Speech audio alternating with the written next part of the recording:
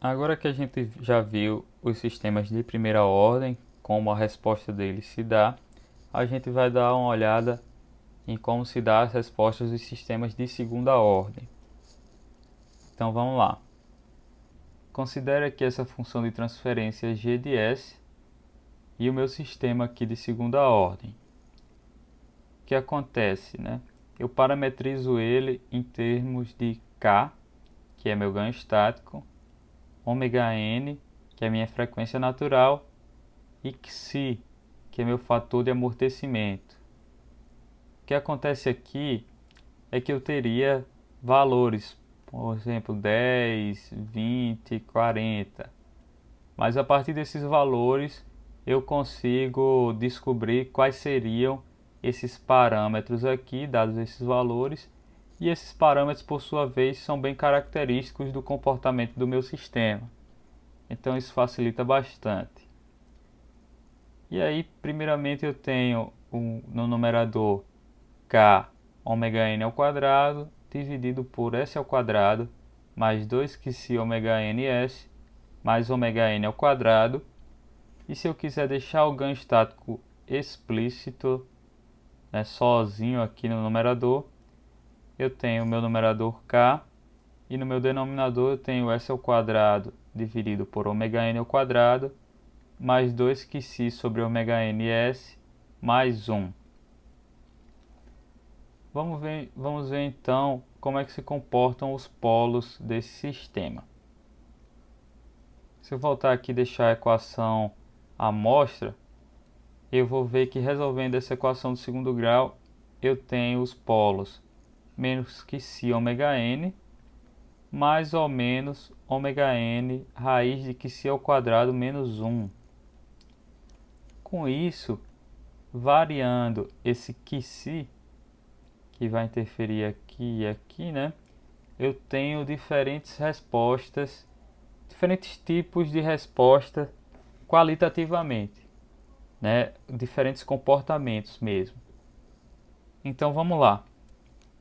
Primeiro, para a gente entender, esse aqui é o gráfico do plano complexo com os polos, né? Eu vou explicar a questão dos polos, de cada um desses polos, mas melhor quando a gente tratar cada um dos casos. Mas o que eu queria que vocês entendessem é que os polos estão associados a uma resposta exponencial do tipo exponencial do polo vezes t. Então, se meu polo tiver aqui, por exemplo, ele tem parte real positiva. E aí ele vai ter um comportamento assim, como uma exponencial positiva.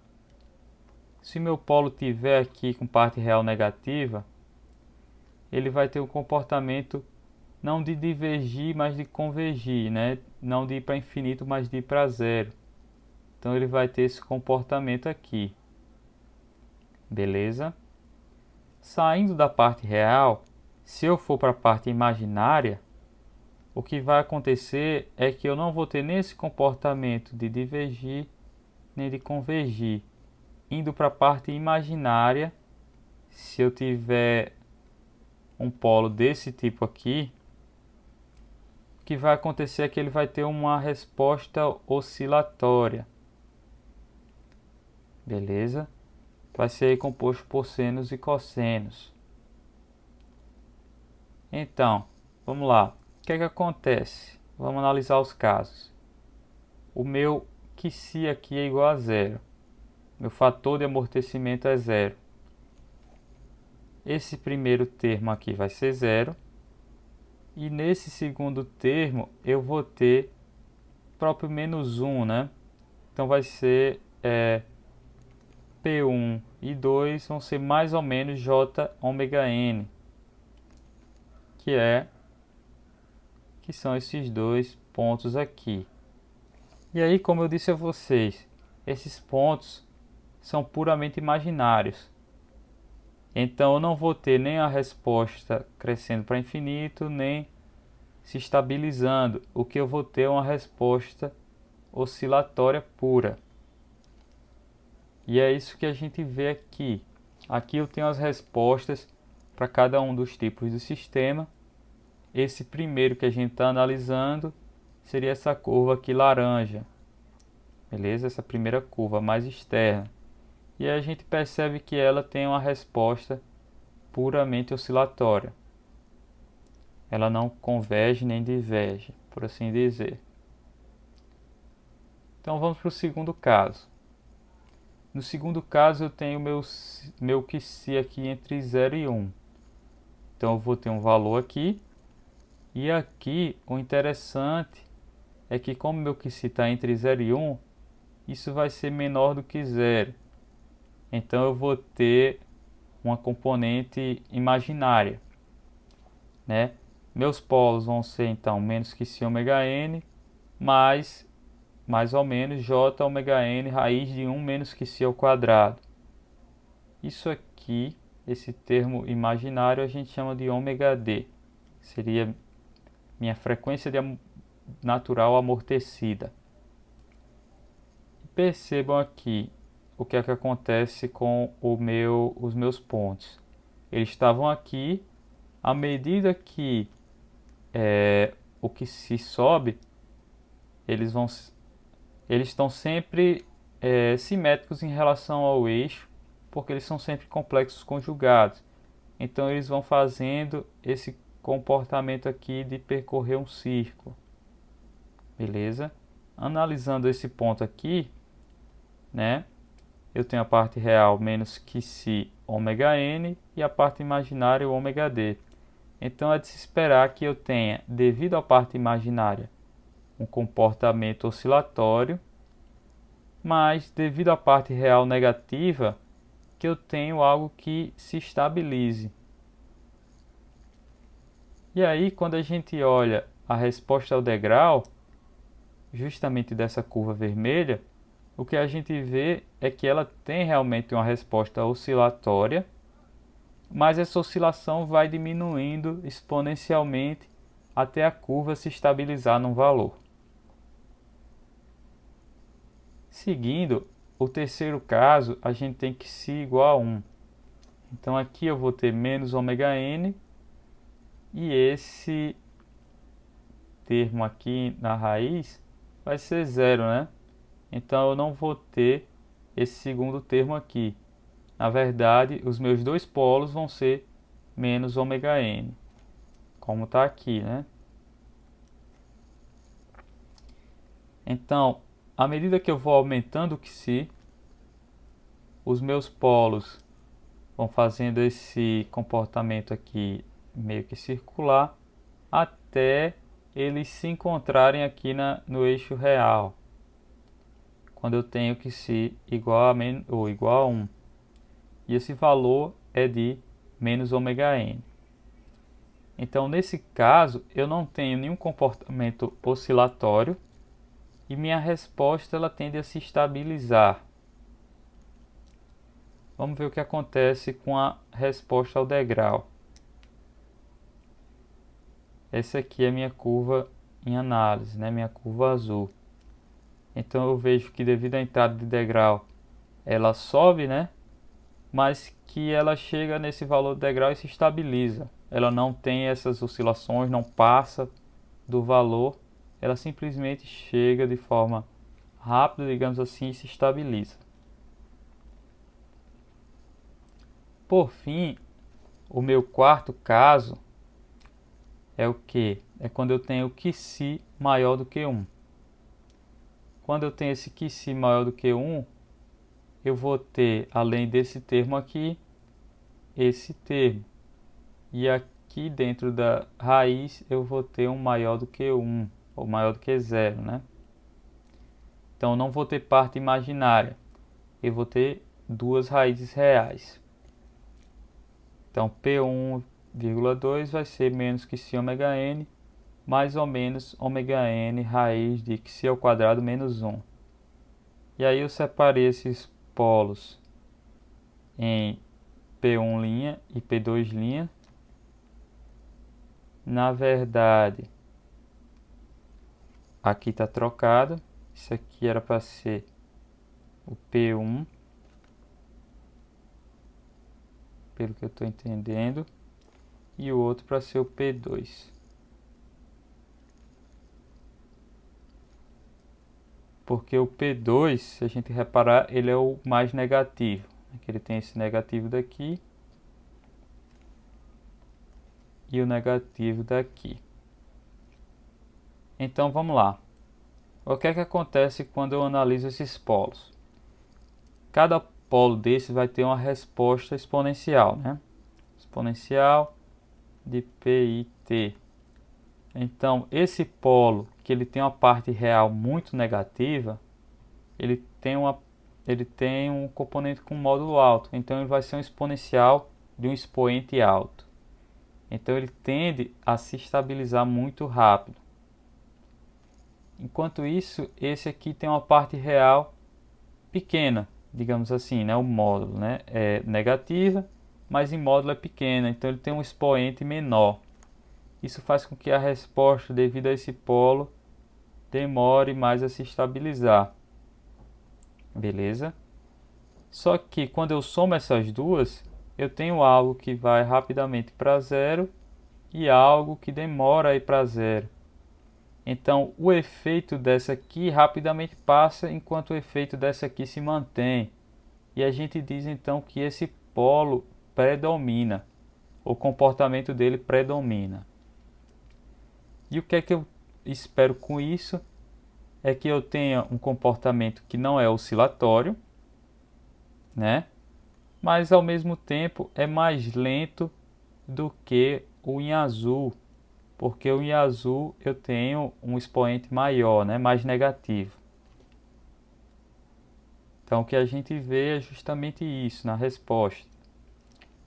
Eu tenho aqui nada de oscilação, né? Eu atinjo o valor que meu degrau manda de entrada, atinge esse valor e eu não oscilo, não passo, nem fico subindo e descendo como vermelho, né? A diferença é que eu não atinjo tão rápido quanto o azul, devido a essa diferença dos expoentes. E agora eu vou mostrar a vocês como é que isso fica no GeoGebra. Eu preparei um arquivo no GeoGebra para ilustrar esse comportamento. Então vamos lá. Então, aqui eu tenho minha curva, minha resposta. É uma resposta ao degrau do sistema de segunda ordem. E ela é parametrizada por esses três parâmetros. O K, o ômega-n e o Xi, né? E aqui eu tenho, digamos, o valor do Y. E do lado direito, o que eu tenho vão ser os polos, como esses polos se comportam. Então, partindo aqui do Xi igual a zero, vamos analisar primeiro só o lado direito. O que acontece? Os meus polos partem aí do eixo imaginário e eles vão tendo esse comportamento meio circular. E aqui eu tenho um sistema que a gente chama de subamortecido, que é onde eu tenho a parte real e a imaginária dos polos. Ele vai tendo esse comportamento circular até que os polos se encontram. Aqui eu tenho o que eu chamo de sistema criticamente amortecido, onde os dois polos têm o mesmo valor, né? Se eu aumentar o Xi daqui, eu fico com o sistema sobreamortecido. Os dois polos se separam e um vai para a esquerda, né, vai ficando muito negativo, enquanto o outro vai chegando perto de zero, vai ficando pouco negativo. Agora vamos analisar, voltando aqui para zero, como é que fica a resposta do sistema. Então, no caso que eu tenho dois polos puramente imaginários, a resposta do sistema é uma oscilação pura, como a gente pode ver aqui, né? Se eu aumentar a frequência natural, eu vou aumentando aqui, é por isso que a gente chama de frequência natural também, né? Porque eu vou aumentando a frequência das oscilações. Perceba que em 6.3, que é próximo de 2π, as oscilações ficam bem casadas com 1, 2, 3, 4, 5, né? Então vamos voltar. Se eu aumentar o ganho, o que acontece é aumentar a amplitude da resposta. Esses dois eles não mudam qualitativamente a resposta. O que muda realmente qualitativamente a resposta é o fator de amortecimento, que ele tem esse nome bem sugestivo, né? Quando ele é zero, eu não tenho nenhum amortecimento, então minha resposta, digamos, originalmente ela é oscilatória, sem amortecimento. E aí quando eu aumento isso, eu vou tendo amortecimento. Ó. Reparem que aos poucos eu vou tendo uma diminuição exponencial desses picos e vales. E aí essa resposta tende a se estabilizar, como a gente pode ver, dando a característica do meu sistema subamortecido. Então minha resposta que era para terminar aqui em 4, ela vai ultrapassar, depois ela passa por baixo, por cima de novo, assim por diante, né? A depender desse valor. Também pode ser que ela só passe uma vez, né? Como aqui, passe uma vez para cima e outra para baixo. Mas de toda forma ela tem um comportamento oscilatório mais amortecido. Quando eu vou aumentando esse amortecimento e eu chego finalmente em que C igual a 1, é o que eu chamo de criticamente amortecido, porque é o meu sistema, esse C igual a 1, ele vai determinar quando o meu sistema ele é o mais rápido possível, então ele sobe aqui o mais rápido, sem ter oscilações, sem ter overshoot, sem passar aqui do valor desejado. Então isso é importante, por exemplo, se eu estiver fazendo um trabalho de usinagem. Então na usinagem eu não posso simplesmente no CNC passar do valor desejado, porque eu vou estar tirando material da peça que eu não deveria estar tirando, né? Então é algo que é restritivo para a minha aplicação. Então nesse caso, meu sistema se comportando assim, eu consigo meio que garantir que eu não vou tirar material a mais. E o criticamente amortecido é o mais rápido que faz isso. À medida que eu aumento, que esses polos se separam, o que é que eu tenho? Eu tenho que o polo de menor expoente, né, o expoente mais próximo de zero, na verdade, de menor módulo, ele vai predominar e vai deixar minha resposta mais lenta. Então eu tenho aqui esse comportamento que à medida que eu for aumentando, vai ficando mais lento. Vai demorando mais a atingir o valor final. Só que perceba que em algumas aplicações isso pode ser desejado. É o caso até do próprio aplicação que eu falei da usinagem CNC, né? Eu não quero que minha peça usine com tamanha agressividade, que seria dado por isso aqui. Então eu posso danificar a minha ferramenta se ela for muito rápida, tirar muito material de uma vez. Então, uma alternativa seria eu fazer ela tirar material de forma mais gradual. Beleza? Outra coisa seria, por exemplo, a suspensão de um carro, que tem uma característica bem semelhante, né? Bem característica realmente desse sistema de segunda ordem, onde eu tenho uma mola, né, que me daria um comportamento oscilatório, mas eu tenho um amortecedor que faz esse amortecimento dessa curva. Então, aqui eu vou, por exemplo, se eu quiser que o meu sistema não oscile, eu coloco esse parâmetro para 1, né? Para 1 ou mais. Mas aí, se em um ele se estabilizar, o carro, por exemplo, passa num buraco e ele se estabiliza tão rápido que pode ser pouco confortável. Então, talvez seja melhor até aumentar isso além de 1. Vai depender de cada aplicação, né? Cada caso é um caso. Mas então é isso, pessoal. Vou deixar esse GeoGebra no SIGA A, junto com um que é para o sistema de primeira ordem, para vocês brincarem e conhecerem o comportamento desses sistemas.